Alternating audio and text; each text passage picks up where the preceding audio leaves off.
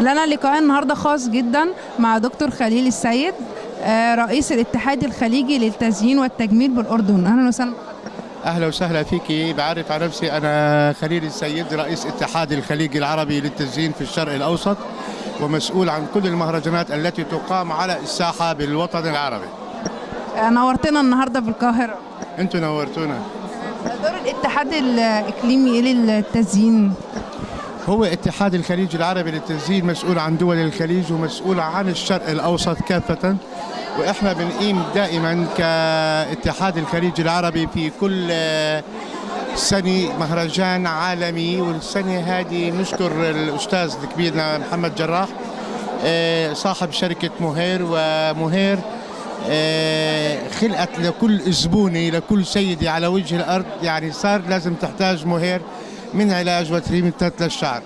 وأستاذ محمد جراح عمل معجزة قوية جدا اللي زي ما تقولي أعطى السيدة حقها للشعر، لأنه إحنا بلغة التجميل بنقول الشعر بيحكي والشعر برقص والشعر بيغني والشعر بيبكي.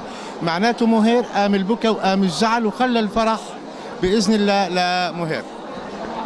دور حضرتك إيه النهارده بالنسبة للمهرجان الحب والسلام بالقاهرة؟ مهرجان الحب والسلام إحنا بنطلب من الله سبحانه وتعالى قبل الشعر إنه يعم السلام على الوطن العربي أجمع، لأنه إحنا بحاجة إلى السلام وعشقنا السلام. أما مهرجان الحب والسلام دي حكاية قوية جدا. الحكاية إنه لما الإنسان بيحب عمله بده يسلم بعمله بالناس في هذا.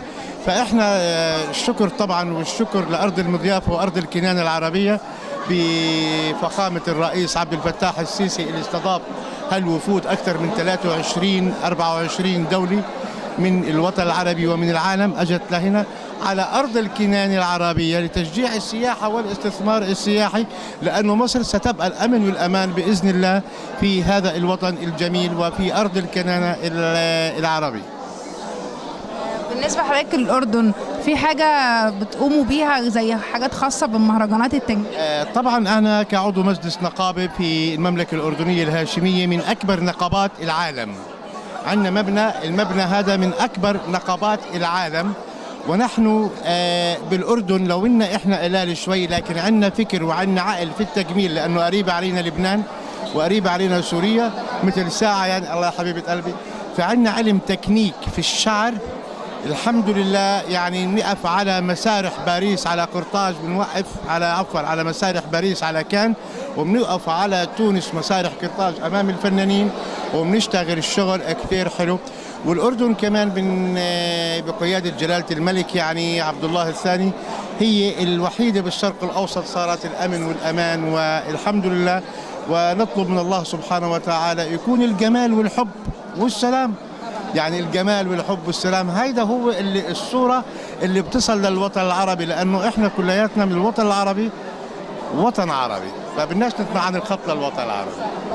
اندماج فعلا لتبادل الآراء والتفكير ويكون فكر واحد فعلا. خليني أشكر هون أهرامات مصر وعمالقة مصر وأسطورة مصر.